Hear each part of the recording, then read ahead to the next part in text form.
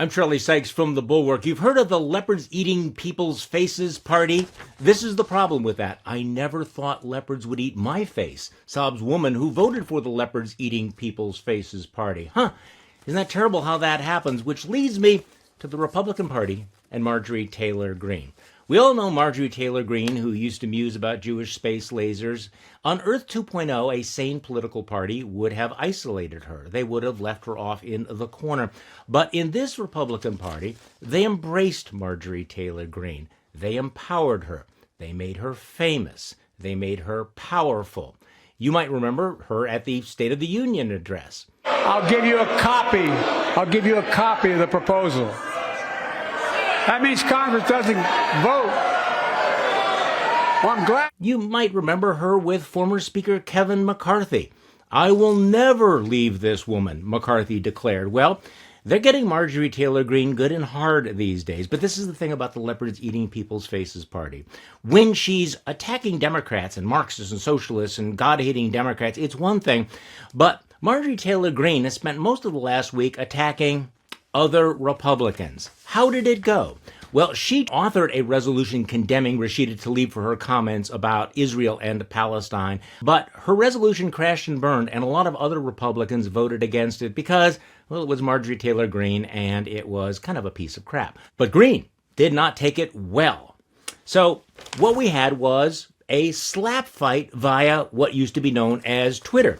Now, Chip Roy is one of the most conservative members of the House of Representatives. He used to be Ted Cruz's chief of staff. He's a libertarian, and he thinks that words matter. This is kind of a radical concept for Marjorie Taylor Greene. So Greene was so upset that Roy and other Republicans voted against a resolution that she went on a tirade. I mean, this was a slap fight to end all slap fights. And you can look these up. She started off with a list of feckless Republicans who voted with the Democrats to table her censure resolution. By the way, I'm kind of guessing that she probably had to look up the word feckless. What really angered Greene was that Chip Roy took issue with her use of the word insurrectionist. And of course, this got Greene fired up about the January 6th insurrectionists. She wrote, "These same conservatives have never lifted a finger to help the January 6th defendants. They could care less that they are rotting in jail." And then it got pretty personal. She wrote, Chip Roy will be reciting his powdered wig soliloquies, I think she had to look that word up too, as Americans are marched to the firing squads. You see how this is going.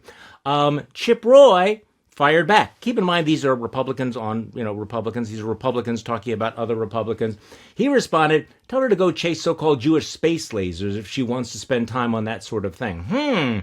Marjorie Taylor Greene, being the adult she is, fires back, "Oh, shut up, Colonel Sanders. You're not even from Texas. More like the DMV.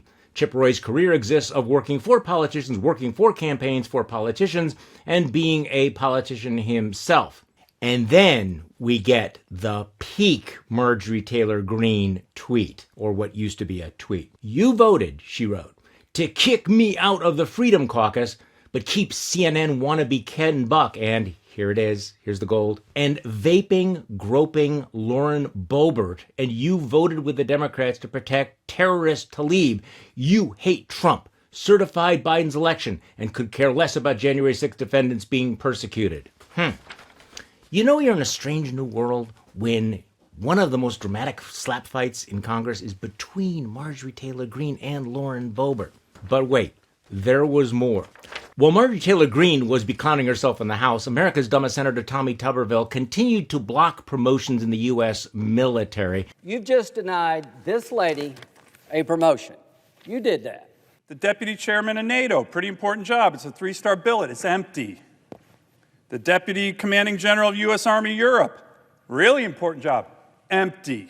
Is there objection? President. The senator from Alabama. Object.